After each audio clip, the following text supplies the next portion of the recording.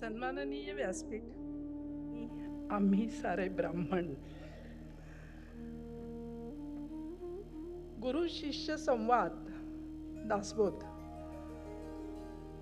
दासबोधावर निरूपण केलेलं आहे. यात 2017 जुलै ते 2025 जानेवारी अशी 7.5 वर्षे व्हावे साधनेचे फळ ह्या शीर्षकाने मी दासबोधावर निरूपण करीत होते.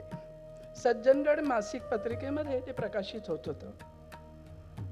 ह्या निरूपणाचं वैशिष्ट्य असं आहे की हे ललित भाषेमध्ये आहे, संवादरूप आहे आणि जरा कादंबरीचा बाज आहे.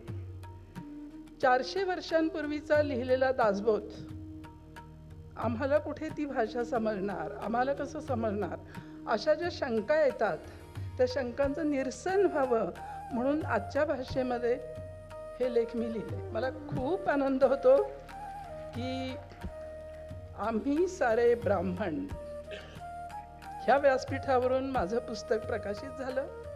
समर्थांचे आशीर्वाद सगळ्यांना नेहमीच आहेत आणि राहतील